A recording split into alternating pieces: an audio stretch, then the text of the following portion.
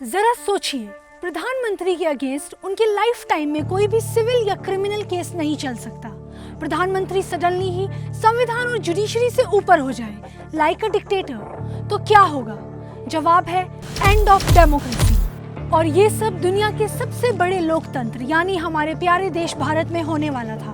बात है 1975 की। इंदिरा गांधी सरकार कुछ ऐसे ही चेंजेस हमारे संविधान में लाने वाली थी जिससे हमारे संविधान की आत्मा को गहरी चोट पहुंच सकती थी। और उस समय पे जो 62 करोड़ लोगों के अधिकार और ऐसे अमेंडमेंट या चेंज के बीच में दीवार बनकर खड़े हुए, वो थे नानी अरदेशर पालखीवाला, एक ऐसे प्रख्यात ज्यूरिस्ट, अर्थशास्त्री और आम जनता की आवाज, एक ऐसा नाम जिसके बारे में बात करना जरूरी है।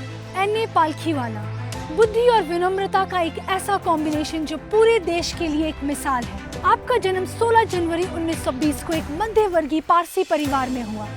बचपन से ही प्रतिभाशाली स्टूडेंट रहे। अपनी इंग्लिश और लॉ की पढ़ाई पूरी करने के बाद 1946 में सर जमशेद जी टाटा के चेंबर्स में आप कार्यरत थे। महज 30 साल की ही उम्र में आपने अपनी पहली किताब the law and practice of income tax लिखी, जो कि आज भी लॉ स्टूडेंट्स के लिए एक बाइबल है। आपने जनता के राइट्स के लिए असंख्य केसेस लड़े और जीते, पर इसी में सबसे ज्यादा प्रख्यात आपका case Kesavananda Bharati versus state of Kerala है, जिसकी वजह से आज हम सब भारतीय अपने मौलिक अधिकार को जी रहे हैं। ये केस क्या था?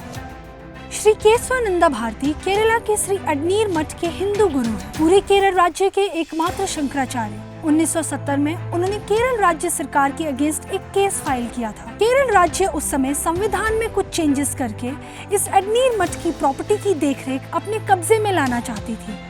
और आपको ये बात बता दूं, right to manage religious property किसी भी रिलीजियस इंस्टीट्यूशन का मौलिक अधिकार है।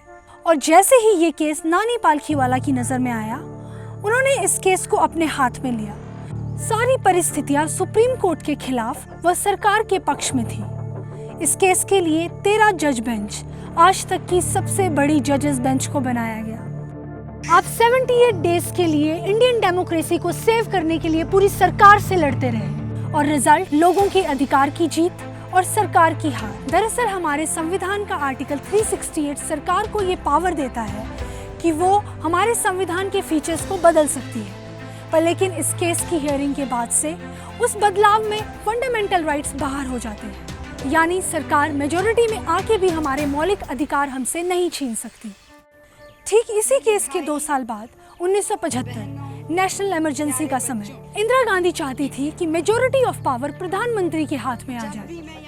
अगर कोई भी व्यक्ति चाहे एक ही दिन के लिए प्रधानमंत्री बना हो, उसके अगेंस्ट जिंदगी भर सिविल या कोई भी क्रिमिनल केस नहीं चल सकता, और साथ ही साथ प्रेसिडेंट का टर्म सिर्फ 1 साल हो जाए। और अगर ऐसे चेंजेस आ जाते तो ये हमारी डेमोक्रेसी के साथ बहुत बड़ा खिलवाड़ होता। पर लेकिन ये सारे चेंजेस नहीं आ पाए, थैंक्स टू नानी भाई पालखीवाला। उनका केस केशवानंदा भारती केस इस सभी के बीच में दीवार बन के खड़ा हो गया। 1968 में आपने अटॉर्नी जनरल ऑफ इंडिया यानी कि सरकार का वकील बनने से इनकार कर दिया, क्योंकि आपको जनता का वकील बन जनता के लिए ही कार्य करना था। यदि आप ये निर्णय नहीं लेते तो केशवानंदा भारती केस ना होता, and I doubt about existence of Indian democracy. आप एक दृढ़ निश्चयी व्यक्ति थे।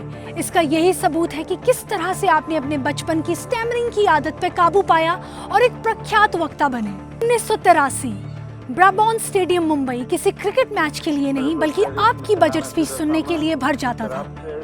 और जिस तरह से आप बिना पढ़े पूरे नंबर्स याद कर घंटों स्पीच देते थे तो सुनने वाले मंत्रमुग्ध हो जाते थे। ऐसे लगता था मानो सरस्वती माता का वास आपकी जुबान पे है। एक फाइन लॉयर, एक इकोनॉमिस्ट और एक अच्छे वक्ता, इन सभी चीजों के साथ साथ आप एक डाउन टू अर्थ पर्सनालिटी थे।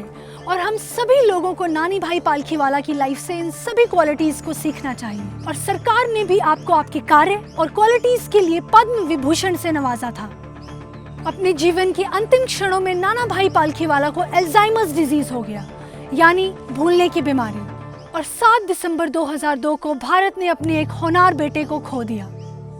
अगर आपको भी लगता है कि नाना भाई पालखीवाला के बारे में बात करना जरूरी है, तो इस वीडियो को ज्यादा से ज्यादा शेयर करें। Legendary barrister, a great orator and a humble personality, you saved our individuality. Nana Bhai Palkhiwala, your name is written in golden words on our hearts. Intellect and humility are key things you always impart. Peace out.